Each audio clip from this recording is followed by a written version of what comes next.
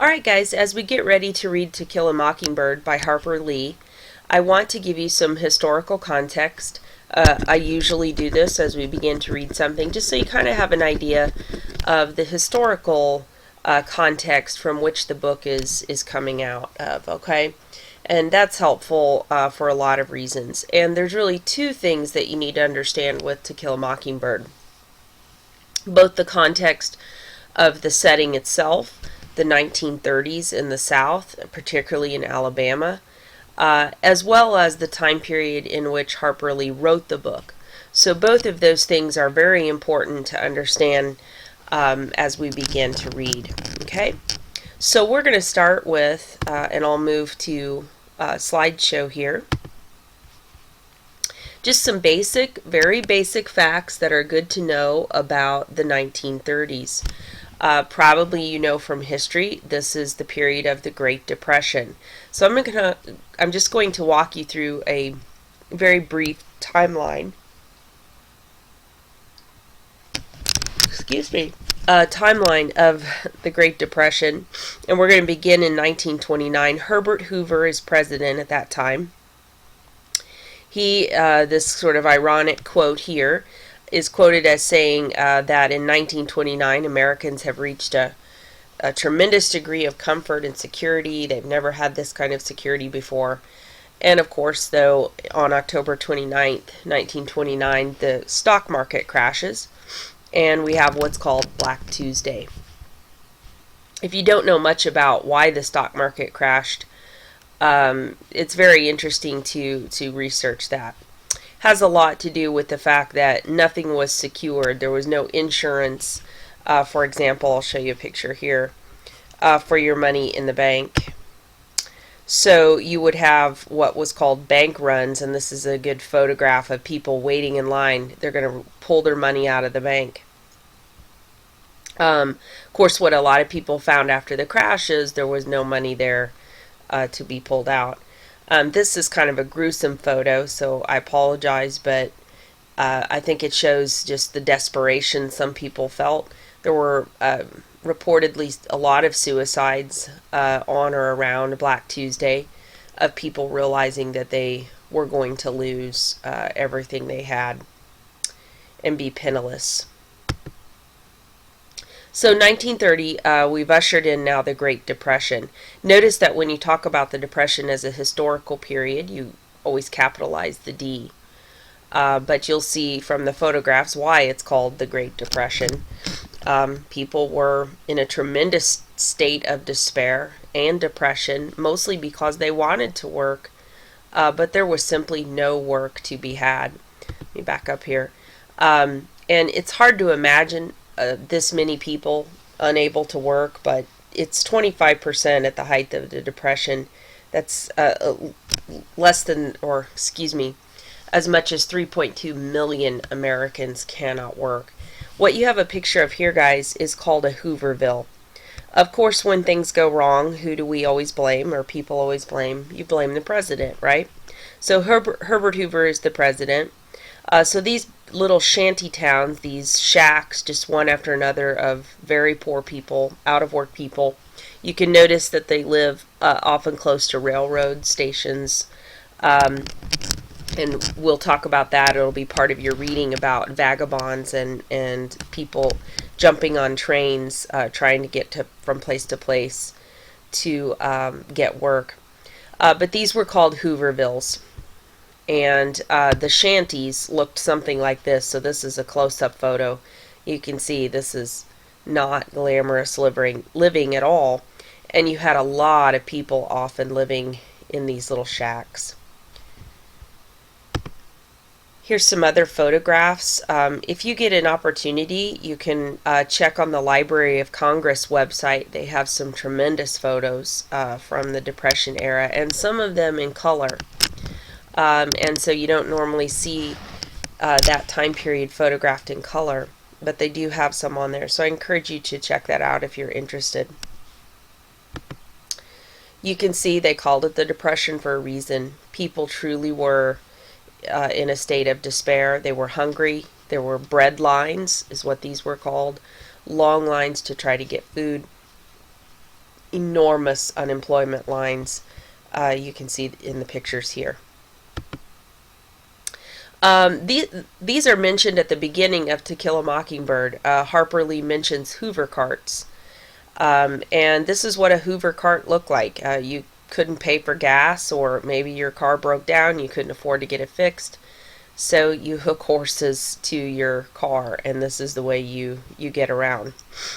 Um, and you can see this guy is, again, this is life in Hoover days. So Hoover, not a very popular president, of course, during the Depression. But keep this in mind, this photograph, when we get to the beginning of To Kill a Mockingbird. Okay, so To Kill a Mockingbird takes place in Macomb, Alabama, which is a small town. It's very significant that we're looking at the South. But like many small towns, and the way Macomb is described in the novel, people know each other, and know each other very, very well. It's kind of a sleepy town. Harper Lee calls Macomb tired, a tired old town. Um, and so you had sort of a pretty tight-knit, for better or worse, communities. And so this is just kind of some pictures of similar towns that are described in, or the way Macomb is described in To Kill a Mockingbird. One important aspect, though, of small town living in the South is that you had a highly segregated society. So I included this photo. This is a very famous photo. You can see the irony in the billboard behind, and then the African Americans standing, waiting either for, I don't know if this is an unemployment line or a bread line, in front of it. So a lot of irony there. And you had blatant, by order of police here, colored people here, or African Americans, what we would say now. You had segregated schools, you had segregated restrooms, you had segregated buses, of course. I know you're familiar with this, and you can see here the African Americans are forced to sit at the back. And so one of the things we're going to talk about is the Jim Crow South, and so we'll make that clear what that exactly means in terms of segregation. Now, Macomb, as it's described in the novel, is not going to be any different. But if we go back here too, I should have said this before, another aspect of small town life is not only is it sometimes segregated by race, but also the very, very poor would live in a certain section of town, the wealthier in another section of town. So that aspect may not really be any different than today, but that would have been very harsh lines would have been drawn between segments of the society during this time. Okay, so let's talk about Jim Crow South. What in the world does that mean, that phrase, Jim Crow South? Well, slavery, as you guys know, was abolished through the Emancipation Proclamation in the 1890s. But there was really nothing after that to ensure that people were kept truly free, particularly in the South. And so over time, a system of laws and regulations that are commonly referred to as Jim Crow emerge. The booklet that I'm going to have you read explains the actual expression Jim Crow, so I encourage you to look at that. Jim Crow laws meant that they are still going to keep society segregated, and they're going to do it by upholding all sorts of small laws that force people to be segregated. In addition, it would have been extremely difficult to vote. If you saw the movie Selma that came out recently, that entire movie was focused on this idea of allowing all citizens the right to vote and not making it impossible for African Americans to vote. So sometimes, with the voting as the example, they might say, sure, you can vote, but first you have to pass this literacy test, or you have to pass some sort of test, and they would inevitably often make the test extremely difficult, to where very few people, if any, were going to actually be allowed to vote. African Americans, anyway.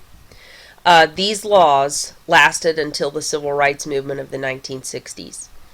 Now, one thing that's important to note is, let me back up here.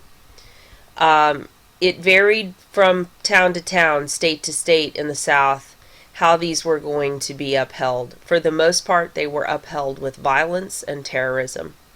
African Americans might get laughed at if they attempted to challenge these policies and rules, or they might get lynched.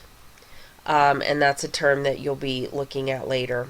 So it was very scary, and it would have been a very serious thing to try to fight back against these unlawful rules and regulations.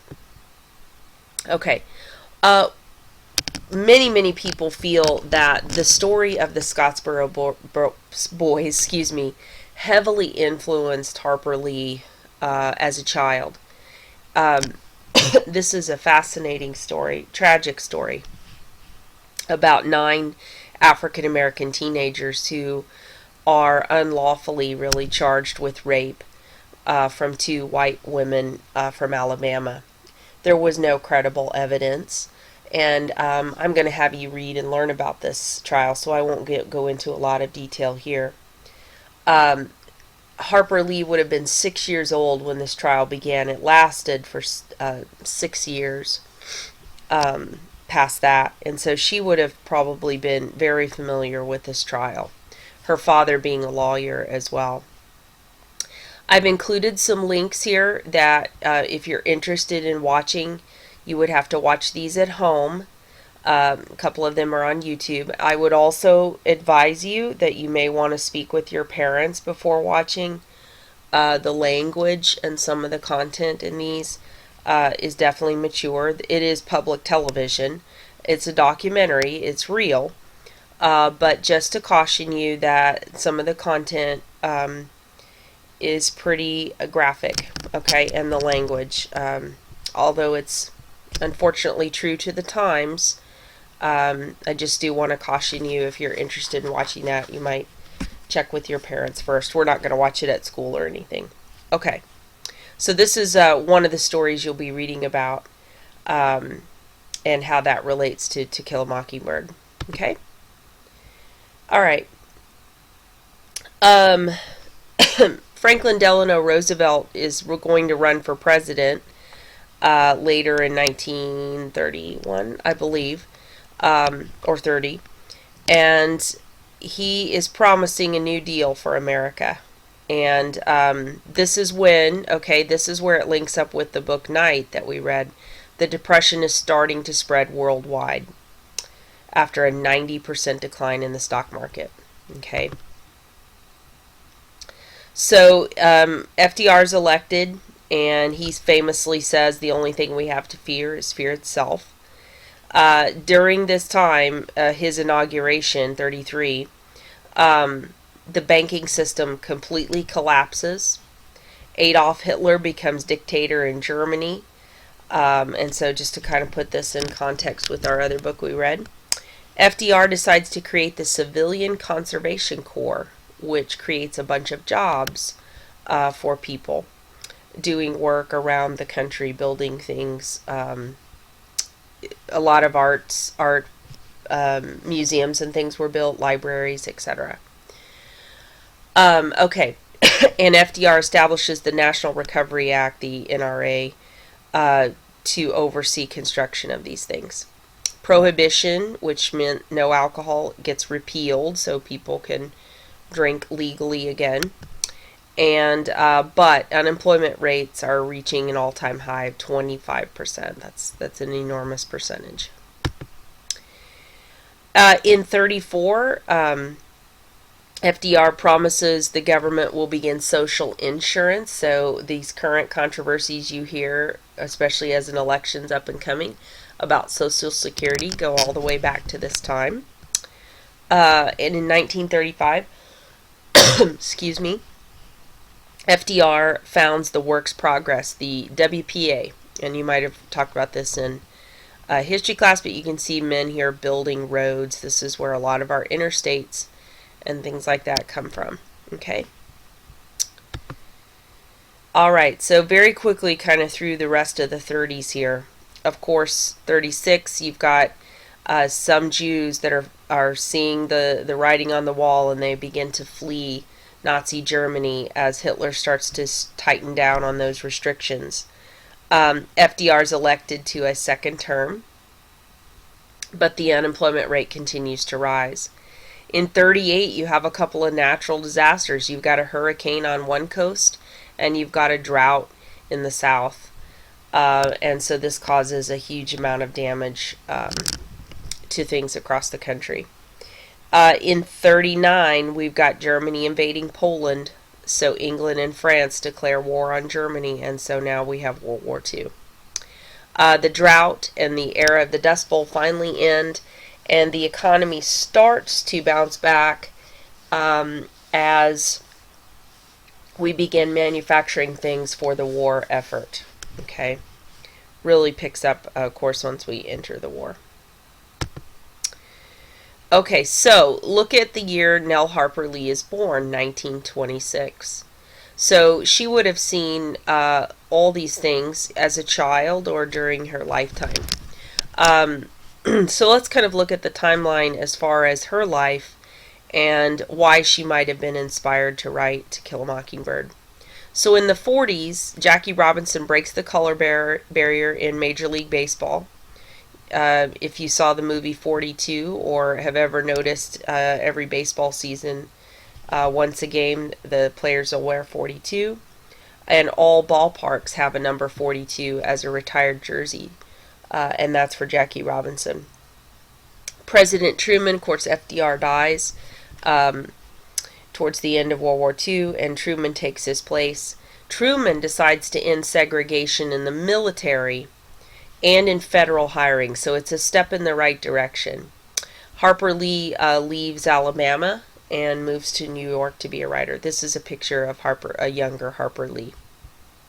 She was kind of a tomboy, self-described tomboy, and a lot of people think the narrator of the novel, who is nicknamed Scout, is modeled after Lee herself. Okay, during the 1950s, I apologize again, some gruesome photos here. You have the Supreme Court case Brown versus Board of Education. This overturns the idea from previous years, Plessy versus Ferguson, that separate can be equal, and this says that separate cannot be equal. And so school segregation is deemed unconstitutional. In 1955, this young boy right here, he's 14 years old, is brutally murdered when he visits his family in Mississippi from Chicago. Believe it or not, guys, that is this boy. And I'm going to explain the significance of that photo. This is one of the stories you're going to be reading for your assignment today. I won't give you the details of why he's killed and how all this happens, but it's a very tragic, very fascinating story. As a result of his murder, his mother refuses to close his casket. So these photos are real. This is what people saw, and thousands of people flocked to see his mutilated body. And a lot of people say this is what actually spurred the civil rights movement. Rosa Parks down here gets a whole lot of credit too, but many people say this story was a real tipping point in the civil rights movement. I've also again included a couple of videos here. You'll have to watch these at home if you're interested, because they're on YouTube. So if you would like to see more than what you read today, that's available here for you. Okay. Here's Rosa Parks. She, as you guys I'm sure know, refuses to give up her seat. This is later in 1955, so notice the dates here. This is why a lot of people say this story is really the one that really spurred people to action, like refusing to give up their seats. This is what it was like to live in the Jim Crow South. You were under real threat of harm, of lynching. Lynching does not just mean a hanging. Lynching is any sort of vigilante justice. somebody deciding I'm going to take matters into my own hands. And it was sanctioned in the South. People knew they weren't, white people anyway, knew they were not going to be in trouble for terrorizing African Americans. So this is what it was like to live in Jim Crow South. Harper Lee would have been keenly aware of these things as she begins to write To Kill a Mockingbird. So this book was published on July 11th, 1960. This is the original book jacket. It was later made into a film starring Gregory Peck as Atticus Finch, and it won a lot of awards, Academy Awards. We'll be watching portions of the movie as we read the book. So just to put things in context, Martin Luther King delivers his I Have a Dream speech in 1963, wins the Nobel Peace Prize in 64, and finally the Civil Rights Act is passed in 1964. So you can kind of see, how close these dates are in proximity.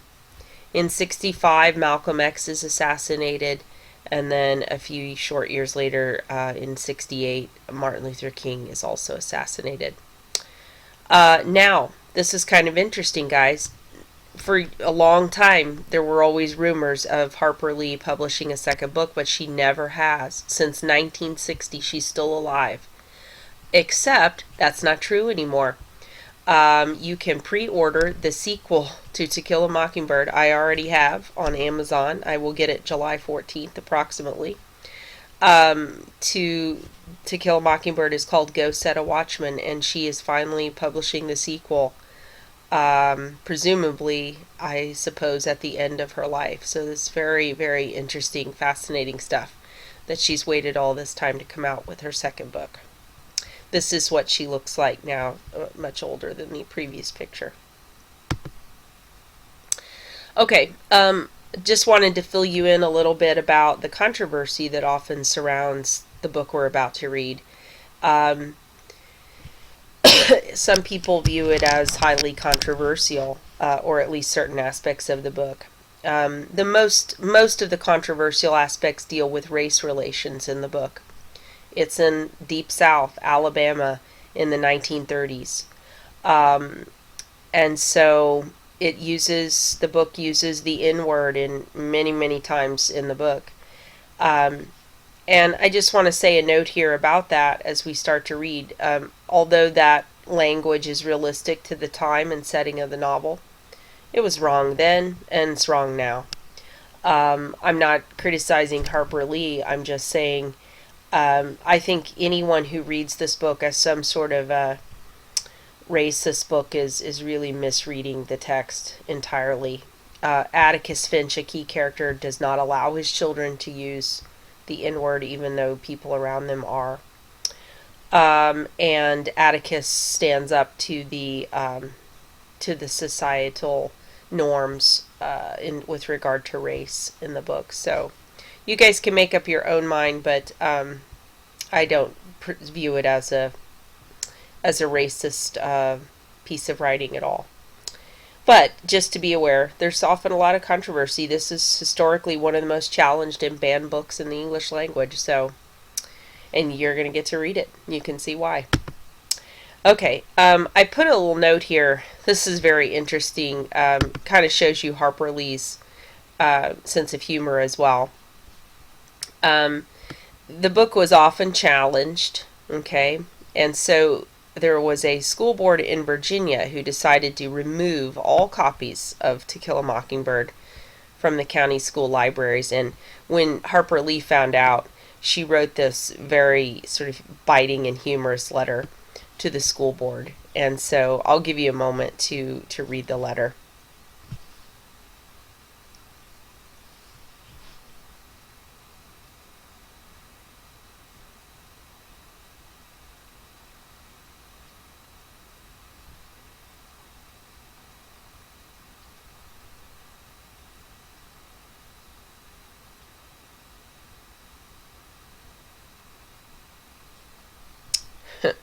So you can see at the end, Harper Lee offers to send, she's included money with this letter so that the school board could enroll in first grade. So it sort of shows you her sense of humor, kind of biting sense of humor, particularly when it comes to this topic. So I definitely just wanted to share that with you. Okay, here's your assignments for today.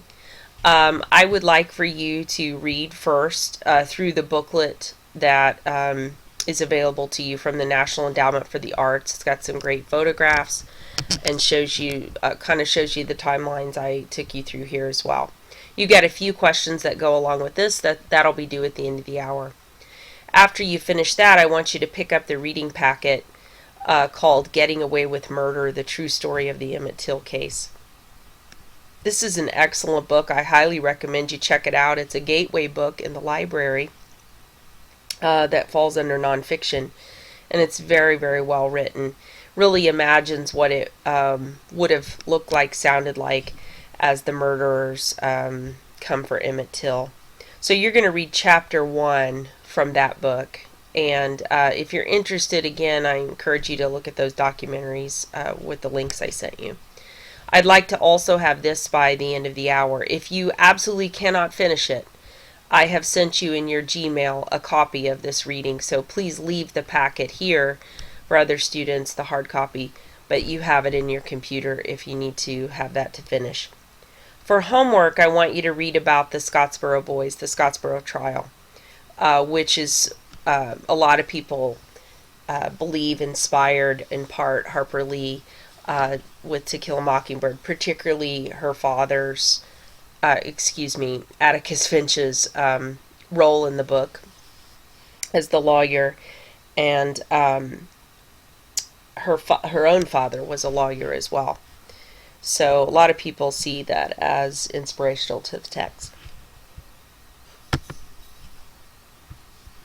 Okay, next class, we will begin to read To Kill a Mockingbird. This book is a lot longer than Night, so there's no way we can read it entirely in class. But the majority of what you'll be asked to do over the next 3 to 4 weeks, that's all we're going to spend on it, is to read. There won't be a lot of assignments outside of class except to read.